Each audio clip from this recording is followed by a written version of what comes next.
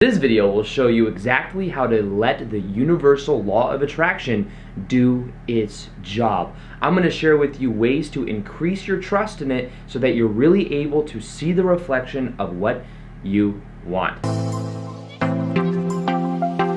Welcome back to another video. My name is Aaron and I help people expand their consciousness. Now in this video, I'm going to be talking about the universal law of attraction. The idea that whatever we focus on will grow. The idea that the way that our brain works is the RAS, the reticular activating system of our brain, anything that we see will constantly, if we identify with it, see more and more patterns with it. Now the reason I say that is because that kind of gives the universal law of attraction more of a tone of something that's very easy to relate to. It's something that we can really see because we know that that's simply how the brain works, and that's also simply how the universe works. Now with this process, the most important part of it is to understand that we always get a reflection of who we are being. The other side of that is that we have to know that whatever our default general beliefs are about the universe will have a self-fulfilling prophecy in it. So that means if you have a general belief that says, I don't believe I can get what I want, or I'm not even focused or have an intention for what I want because what's the point? The idea is that having that general belief will continue to perpetuate more and more similar experiences like it. So that means that it's not so much about just one or two things that we do to really build up the trust. It's more about getting to the core of what are our beliefs about the universe. How do we view the whole idea of the law of attraction, and do we think that our ego has to do absolutely everything to get the job done? Now this is when we move into work that is called allowing. When you allow the other side of the spectrum to do its job. Now the idea is that your job, and when I say you, what I mean as talking to the ego here, the job of our ego is to focus on what we want, is to have an intention for it, and to follow it up with action. Now, the attachment to the results, the attachment to how things happen, isn't necessarily the job of the ego. The ego always wants to know exactly what to do. The ego always wants to have that kind of control because it feels like if it lets it go, then it loses its sense of certainty. And of course, certainty is something that's a very powerful thing, but the key behind this is that when you let that go, you actually allow things to happen in a much easier way. This is something I've noticed in my own life. Anytime I'm able to let go of the outcome, what I do is I take massive action. I set an intention, but then what I do is I let go of exactly how it will happen, and I believe that by doing that, I actually let in other opportunities to do so. Because a lot of times my ego will be focused on certain ways that things can happen, but as I've said before, the ceiling for our ego, the absolute best case scenario that we can possibly imagine, might actually be the floor for what could really happen. Now that's because the way that our ego works is our ego can only take pieces from prior reference experiences.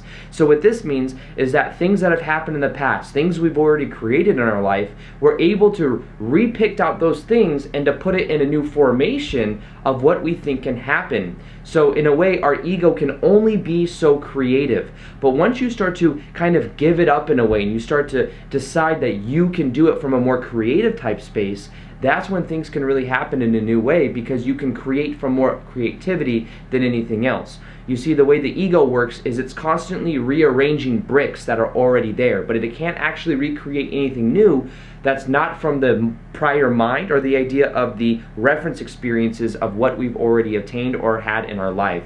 So the idea behind this is also getting to the key of what we believe to be true about what our potential really is. Because whatever we believe to be true will always be a self-fulfilling prophecy. It'll be something that we notice. The RAS, the reticular activating system in our brain, will start to look for the patterns of that. We'll start to see what is called confirmation bias. It will continue to see that, and then simply keep rewiring that in, that is just how things work. That's just who we are. So the key to this is to get to the core and to really ask yourself, what do I believe to be true?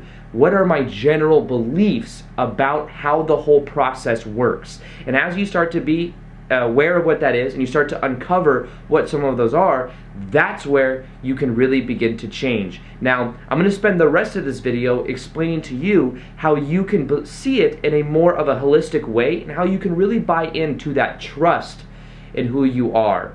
Now think about it. We're spinning on a rock thousands of miles per hour through space. We're just far enough away from the sun to where it's not too hot or not too cold. Everything is working harmoniously in the sense that weather patterns will rebalance the different parts of the planet. There are different ways that our ecosystem works to completely balance itself out. Now, knowing that everything is set up so perfectly for us to have life on this planet, why would we assume that we can't trust in our own life experience? If everything else can lay itself out for us, if all of these things can just line up at the exact perfect time, what is to say that the things in our life, we can't have that same type of trust in our own life? In the same way you might trust that the sun will come up in the morning because that's just how it works, the way that the earth is spinning, in the same way, why can't we trust the course of our life in knowing that as long as we are able to follow, have our intentions, do in a way follow the parts of our ego that are serving us, but not be identified with it, that by doing that, that's when we can really start to trust in the rest of our life experience. So remember that it's really more about two sides of the spectrum. It's about having that level of trust, knowing that as you buy into yourself more, you will start to see a reflection of that in your life. But if you maintain perspectives that don't serve you, if you maintain the perspectives that say that you aren't supported, then once again, that will become a self-fulfilling prophecy. Now understand that the other side of the spectrum is understanding the subconscious mind. The subconscious mind is running over 90% of our life experience.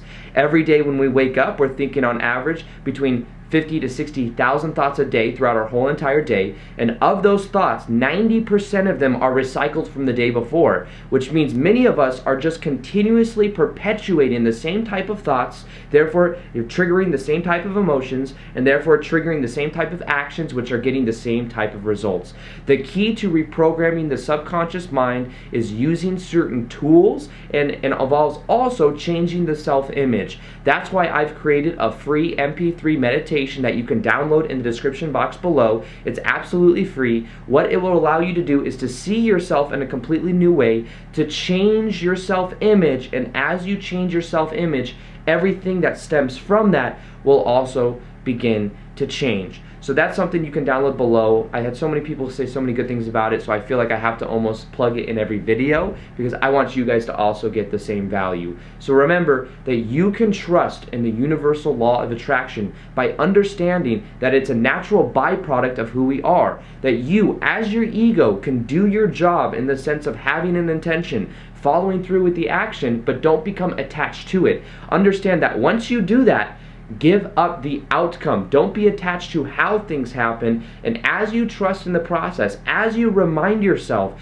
that all of these particular variables are in play right now, the idea that the earth is spinning thousands of miles per hour, that the idea that it's just the perfect amount of balance for everything to work out, for us to be alive right now, makes us know that we can trust the process, and if all these greater things can happen, then so can the course of the life that you want to live. So with that being said, I hope you guys enjoyed this video. Feel free to like this video if you liked it, subscribe if you haven't already. Also hit the little notification gear button. The way YouTube does things now is that you actually have to hit that button in order to see the daily videos. And other than that, I will see you guys on the next vid. Peace, much love, namaste.